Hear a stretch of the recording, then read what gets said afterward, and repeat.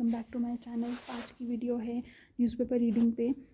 And क्योंकि आज का दिन इलेक्शन रिजल्ट्स के बाद का दिन है तो हमारे पास बहुत सारे आर्टिकल्स नहीं हैं। आज 9 फरवरी पे हमारे पास सिर्फ 2 ही आर्टिकल है।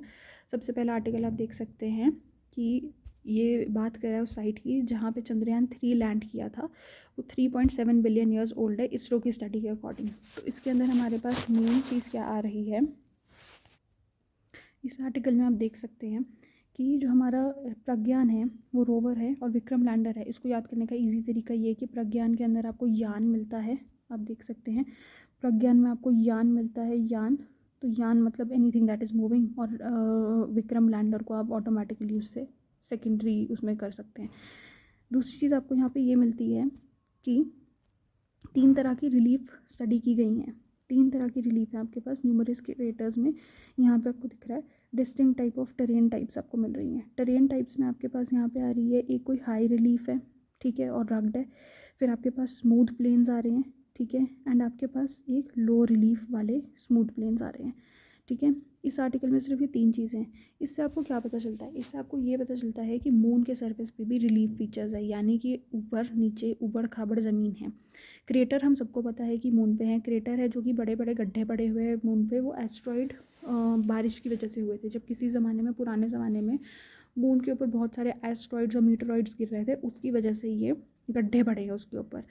और उसका एटमॉस्फेयर इतना स्ट्रॉन्ग नहीं था अर्थ के एटमॉस्फेयर की तरह कि उन्हें बर्न कर दें। आप मुझे बता सकते हैं कमेंट सेक्शन में कि अर्थ की कौन सी लेयर है एटमॉस्फेयर की जहाँ पे आपके जो आउटसाइड या सोर्सेज होते हैं वो बर्न हो जाते हैं, ठीक है।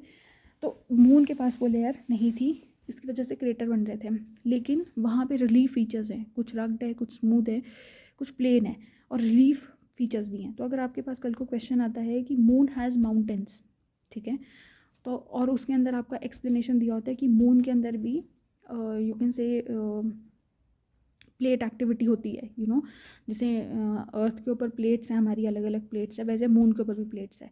तो उसका आपका आंसर ये होना चाहिए कि हाँ, मून के ऊपर माउंटेन्स तो हैं, लेकिन वो हमारी जो प्लेट टेक्टोनिक की मूवमेंट है वो उसके ऊपर हमें नहीं पता है कि वो है कि नहीं है। तो प्लेट टेक्टोनिक्स वाली चीज़ को आप फॉल्स कर सकते हैं।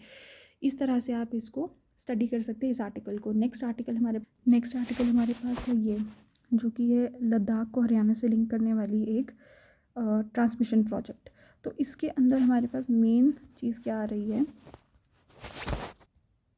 आप देख सकते हैं कि हमारी कोई ट्रांसमिशन लाइन बिछानी है जो कि लद्दाख तक जाएगी। ये मेन हमारे लिए इसलिए क्योंकि ये चाइना बॉर्डर के पास हमारे पास ये लाइन बिछेगी, ठीक है। चाइना बॉर्डर के पास होने की वजह से ये हमारे लिए काफ़ी इम्पॉर्टेंट लाइन हो जाती है, क्योंकि हमारे को लॉजिस्टिक्स की यहाँ पे ज़रूरत है।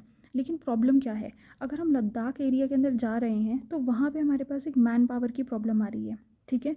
हमारे को स्किल्ड मैन पावर नहीं मिल पा रही है।